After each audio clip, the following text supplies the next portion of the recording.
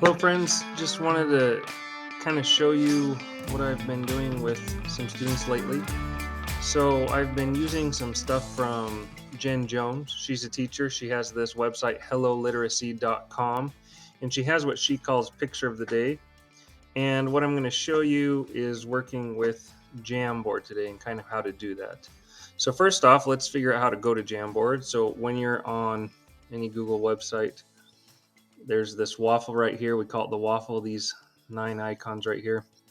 You go ahead and you click on that, and you should be able to get to this J right here that goes to Jamboard. So we're going to go ahead and go to Jamboard. These are Jamboards that I've already created. And so to create a new one, you're just going to go ahead and click plus if you want to create a new one. And then some of the features here, you can draw with Jamboard, you can erase, you can select things. The one that we're going to be using for the students is sticky notes. So you type a sticky note, put that out there, and then you can click out here and you can adjust the size of your sticky note. So quite a few things that you can do with Jamboard. And what we're going to actually do is we're going to go back and use a template. So after you create a template, you can go ahead and just go to this template. And like I said, this is created by Jen Jones, the way to do this. And then this part right here, this questions is kind of for younger grades. And that was kind of shown to me by the wonderful Michelle Carver at Uinta Elementary.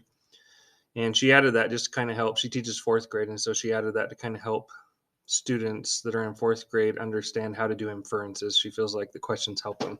And so I've kind of done that here with some of the students. So what you're going to be doing is they make observations of the picture, they ask questions about it, and then they make inferences based off of that. And it's teaching them through pictures how to do what they're going to be eventually doing with text. One of the things that can kind of help students infer these 5 things that come from Jen Jones, but Rochelle Porter here at Far West, she's the one that kind of put together this presentation to help students think about this. So what is the body language that you're observing? What is the architecture in the picture? The dress, the clothing, and all of these help you make observations and inferences. The facial expressions and the weather. So you can use kind of those 5 things to help you infer. And then what the students do, here's one that's already done. What the students do is for observations, they just put 1 or 2 words, the things that they're observing, the things that they're seeing. So for example, if you look at this picture, the sun's low in the sky, there's water all around it, there's boats, colorful buildings, not a lot of people. What are some of the questions you might ask yourself? Well, where is this place? Where are all the people? Because you notice there's maybe a couple people right here, but that's about it. And then you use all of this to help you make inferences. So this inference here, I infer this is Italy because the houses look old and it is surrounded by water like Italy. So they're using some of their background knowledge as well to help them make that inference. Right here, where are all the people? I infer it is early morning and the people are still in their houses because it looks like the sun is just rising. So if you look at that. So this is just something that your students should, if they've worked with me lately, they should kind of know how to do, or something for you to do with your own class to use picture of the day. And like I said, if you want to learn more about like the methods and how to do this, Jen Jones is the one that can help you with that. Just go to her website, helloliteracy.com. So kind of a neat way to use Jamboard to do this. Now, as far as setting up a Jamboard, once you kind of have a template, so if you have something that you want to use, you can just, delete the picture and then add a new one. I'm going to keep that same picture. One of the things that you can do for your picture, so the kids aren't dragging this, because the kids could kind of drag this around. One of the things that you can do is you can take a Jamboard and you can download it as an image. So I'm going to go ahead and save this frame as an image.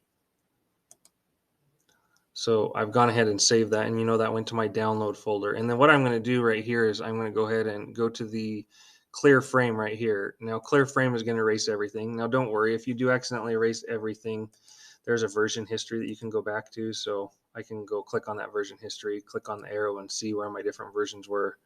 So if I want to restore that, I could go ahead and restore that.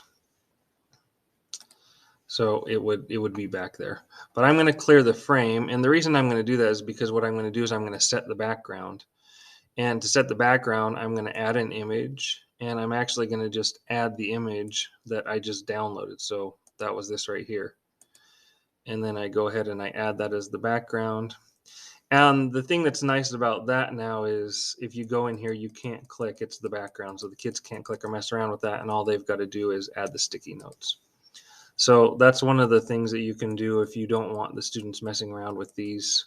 You can go ahead and do this. And there's lots of ways to add this as an assignment. You can do it in Google Classroom by just clicking on this particular one. Or if you're in Canvas, Ryan James has a great video on how to do Jamboards, get them submitted in Canvas. So you want to look that up on the WSD training website. And anyways, that's kind of it's a neat thing to do to get kids to infer by using pictures. Thanks. Have a good day. Bye.